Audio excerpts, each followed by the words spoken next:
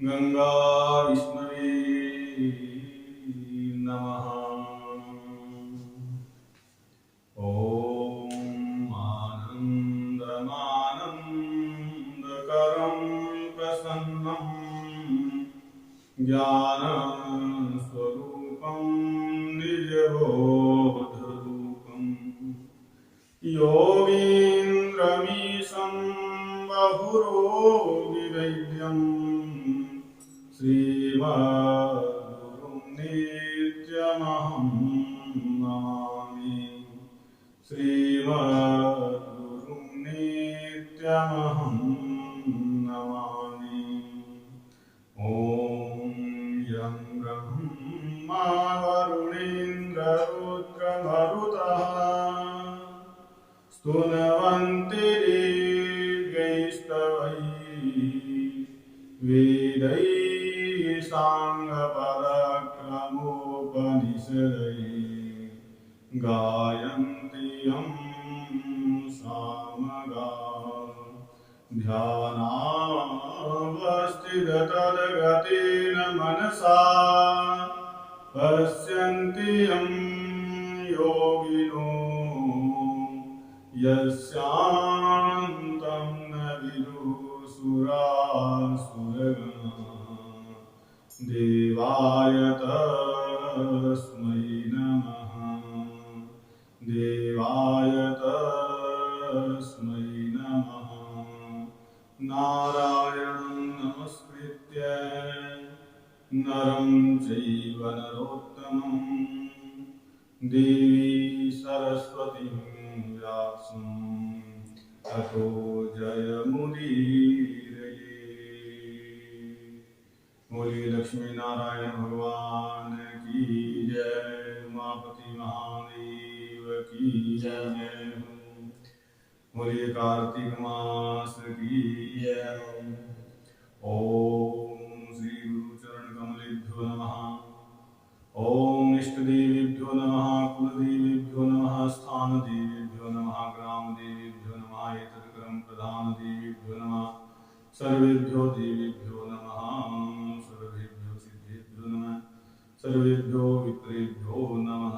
ब्राह्मणेभ्यो नमः।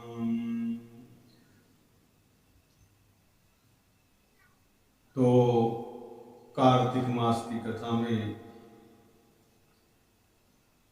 आज की जो कथा है उसमें नारद जी बताते हैं 7वां अध्याय की कथा में नारद जी पृथु भगवान के माध्यम से, राजा पृथु के माध्यम से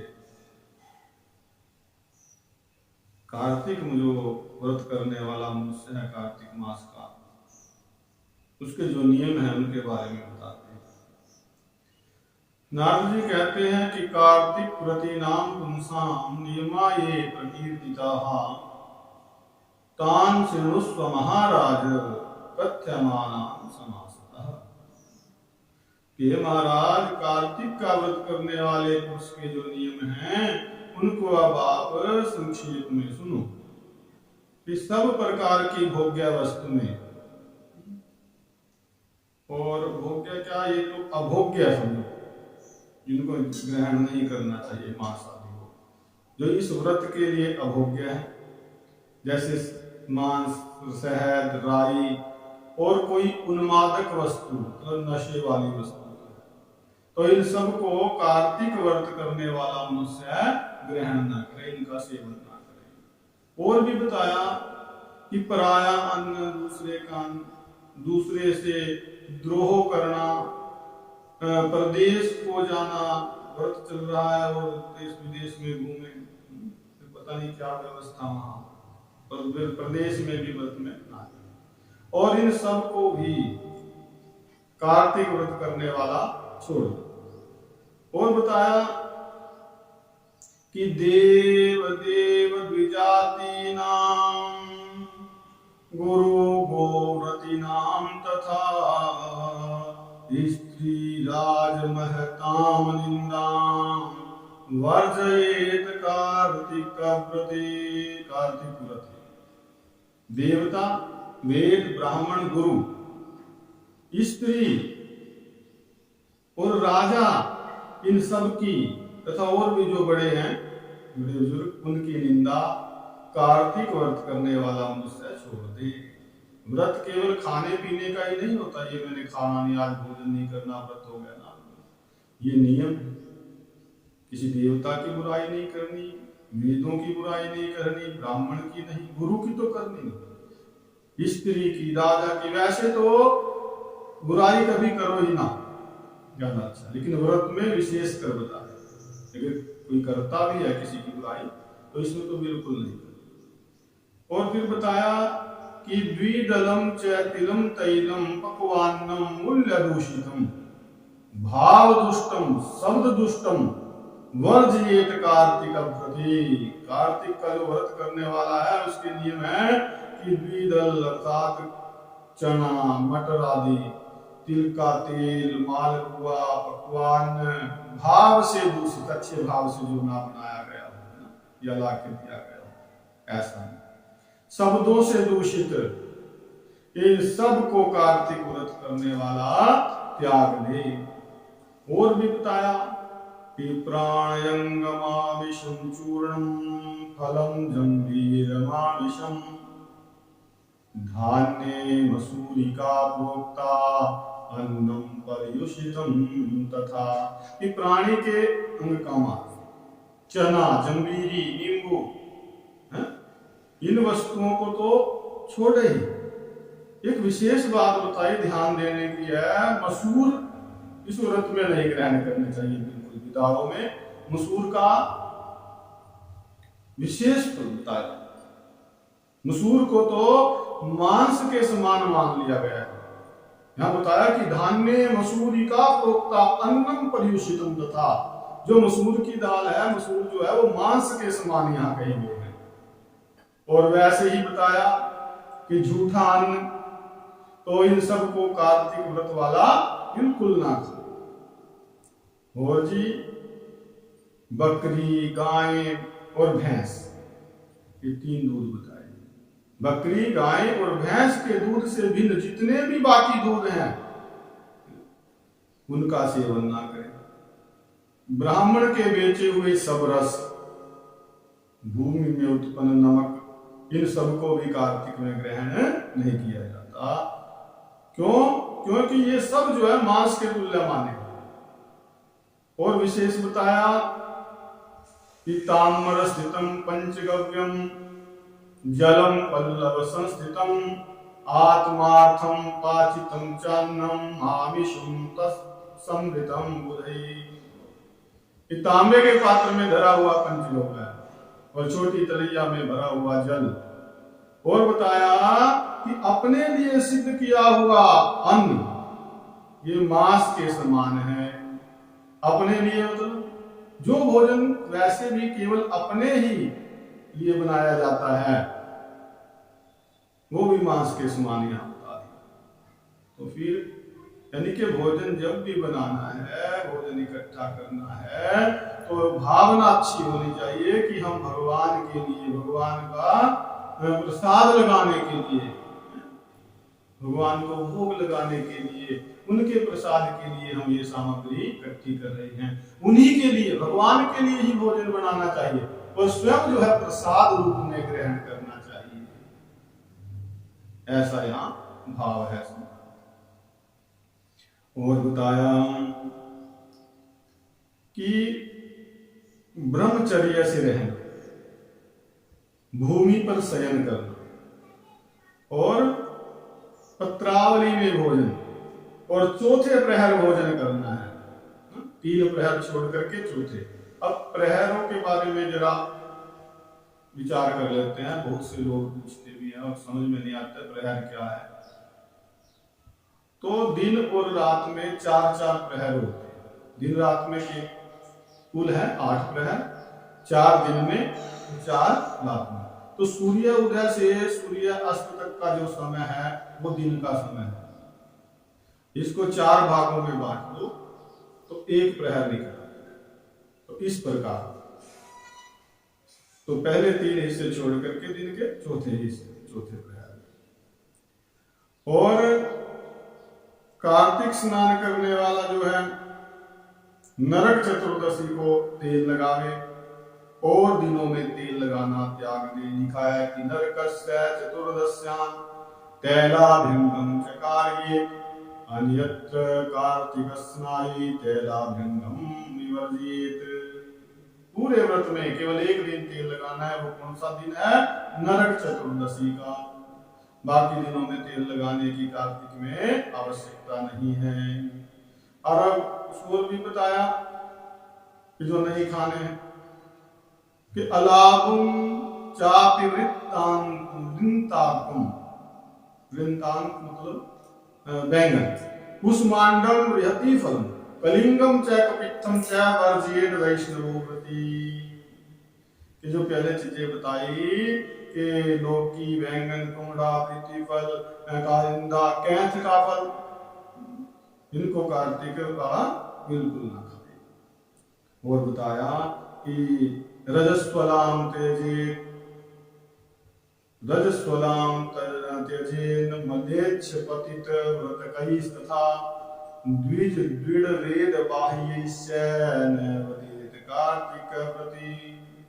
वैसे तो व्रती को ज्यादा वार्तालाप नहीं करना चाहिए, जो व्यर्थ की बातें नहीं करनी चाहिए, अधिक लोगों से मिलना भी ठीक नहीं, लेकिन फिर भी उनमें विशेष बताया कि जो रजस्वला स्त्री है या म्लेच्छ कोई है, म्लेच्छ कर्म करता है, पतित है, नीच कर्म करने वाला है, या फिर कोई ब्राह्मणों का द्वेषी है, या जो वेद के बताए हुए हमारे वेद पुराणों के जो नियम है उन वेद के नियमों पर जो नहीं चलता है, वेदों की निंदा करता है, तो इन सब से जो कार्तिक का व्रत करने वाला है वो बात भी ना करे।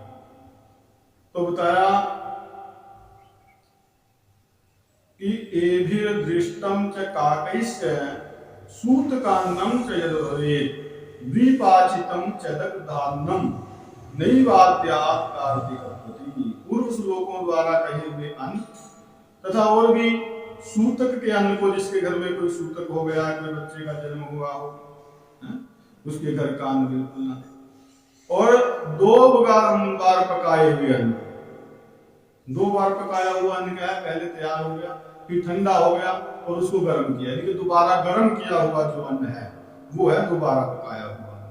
और जले हुए अन्न को भी कार्तिक व्रती ना खाए। इसके बाद व्रत करने वाला जो है इन पदार्थों को सब व्रतों में वर्जित करे, हो सके तो सभी व्रतों के लिए है ये, और अपनी शक्ति से विष्णु जी की प्रसन्नता के लिए और भी जो कृच्छादि व्रत है वो भी करे। इसके बाद बताया कि क्रमात् कुसुमांड विहितिम तरुणीम मूलकम तथा श्रीफलम च कलिंगम च फलम धात्री भवम तथा नारिकेलम अलाभम च पटोलम बदरी फलम चरम वृतांतक कवली शाकम तुलसी जम तथा और शाकान्य तानि वर्जानि वर्ज्यानि क्रमात् प्रतिपदासितु प्रतिपदासी, इनके प्रतिपदा और धात्री फलम रवो तद्वद वर्जियेत सर्वदावृति। कहा कि कुमड़ा, विहिति फलम, तरुणी शाक, मूली, बेल, कालिंदी, आंवला, नारियल, लौकी, परवल, बेल, बैंगन, लवली शाक तथा तुलसी शाक, ये क्रम से प्रतिपदा आदि तिथियों में वर्जित है। जो ये शाक बताए 14, तो किस तिथि को कौन सा नहीं करे, क्रम बताया। जैसे जो कुमड़ा जो है मतलब कद्दू जो है वो प्रतिपदा को हो गया, प्रीति फल पूज को हो गया, तीज को तरुणी शाक, मूली, इस प्रकार ये क्रम से इनका वर्णन किया किस तिथि में क्या नहीं खाना चाहिए। और इन सब वस्तुओं के अतिरिक्त और वस्तुओं को यदि व्रती त्यागता है, मैं इसमें नहीं खाऊंगा और ग्रहण करना है, तो ब्राह्मण को पहले दान दे करके फिर उसका भोग लगाए। स्वयं तो खाता नहीं, फिर ब्राह्मण को भोग लगाए, भगवान पे फिर भी चढ़ाए। और बताया कि व्रत करने वाला मनुष्य माघ में भी ऐसे ही नियम करे और प्रबोधनी एकादशी में कहे हुए हरि का जागरण करे। तो उपयुक्त विधि से जो है उपयुक्त विधि के अनुसार कार्तिक व्रत करने वाले मनुष्य को देख करके बताया कि दूत ऐसे भाग जाते हैं जैसे सिंह से पीड़ित हाथी भाग जाता है। ये नियम तो बड़े कठिन लगते हैं देखने में, साधारण मनुष्य को बड़े कठिन नियम है, तो बहुत नियम बता दिए व्रत करने के लिए। लेकिन जहां हम इस व्रत का फल देखते हैं, इस व्रत के करने से, विधान से यदि ये व्रत किया जाए तो क्या फल मिलता है, तो फिर ये नियम कोई बहुत कठिन नहीं लगते, बल्कि सस्ते में बहुत कुछ मिलता है, ये समझो। तो उसका फल बताया जो इस प्रकार नियमों से व्रत करता है। यथोक्तकारिणं दृष्ट्वा कार्तिकव्रतिनं नरं यमदूतः पलायन्ते गजः सिंहार्दिता इव। तो जो विधि विधान से इस प्रकार कार्तिक का व्रत करने वाला मनुष्य है, उसको देख करके यमदूत ऐसे भाग जाते हैं जैसे सिंह से पीड़ित हाथी भाग जाता है। शेर को देख करके हाथी भाग जाता है, ऐसे यमदूत भी चले जाते हैं, यमदूत उसके पास नहीं आते। और वरम विष्णु व्रतीये को न यज्ञ सतयाजकः यज्ञ कृत प्राप्नुयात् स्वर्गम वैकुंठम कार्तिक व्रती। के विष्णु जी का व्रत करने वाला एक हो तो भी श्रेष्ठ है, और 100 यज्ञ करने वाला श्रेष्ठ नहीं है। इनके एक तो है कार्तिक का व्रत करने वाला, और एक हो गया जिसने 100 यज्ञ किए, तो ठीक है 100 यज्ञ करने वाला बड़ा पुण्यवान है, लेकिन उससे भी श्रेष्ठ जो बताया वो कार्तिक का व्रत करने वाला बता दिया, श्रेष्ठतर। क्यों? क्योंकि यज्ञ करने वाला तो स्वर्ग में जाएगा, यज्ञ का फल स्वर्ग है, साधारण है। वैसे तो यज्ञ किस कामना से किया जाता है, क्या संकल्प है, उसमें बहुत बातें विचारणीय होती है, लेकिन सामान्य जो है यज्ञ करने वाला स्वर्ग में जाता है, लेकिन कार्तिक का व्रत करने वाला जो है वो वैकुंठगामी हो जाता है। और वैकुंठ को स्वर्ग से बड़ा बताया, क्योंकि स्वर्ग में जाता है, अपने पुण्यों का फल भोगता है, यज्ञ के पुण्यों का, और फिर दोबारा वापस आ जाता है। और जब वैकुंठ में चला जाता है तो भगवान का लोक है, विष्णु भगवान का वहां तो आनंद है, और बिना इच्छा के वहां से आना भी नहीं होता। जब तक चाहे तब तक वहां भगवान के दर्शन करो। तो इस पृथ्वी में भी बताया कि भुक्ति मुक्ति प्रदानी है यानी क्षेत्राणि भूतले बसंती तानि तद्गिर्देह कार्तिक व्रतकारिणः। इस पृथ्वी में मुक्ति और मुक्ति देने वाले जितने भी तीर्थ हैं वो सब कार्तिक व्रत करने वाले मनुष्य की देह में निवास करते हैं। इतना पवित्र शरीर हो जाता है, हा? शरीर से व्रत किया, शरीर पवित्र तीर्थ हो गया, मन से किया, मन पवित्र हो गया। तो भाव ये है कि जो कार्तिक व्रत करने वाला मनुष्य है वो चलता फिरता तीर्थ हो जाता है, स्वयं तो पवित्र है और औरों को भी पवित्र करता है। कैसे? कि कार्तिक व्रतिनः पुंसो विष्णु वाक्य प्रणोदितः रक्षां कुर्वन्ति सक्राद्या राजानं किंकराः यथा। कि विष्णु के वाक्य से प्रेरित इंद्र आदि देवता कार्तिक व्रती की इस तरह रक्षा करते हैं। अब इंद्र कौन है? देवताओं का राजा, स्वर्ग का राजा है ना, इंद्र जी। तो वो भी सेवक के समान, जैसे सेवक राजा की रक्षा करता है, ऐसे कार्तिक व्रत करने वाले की रक्षा।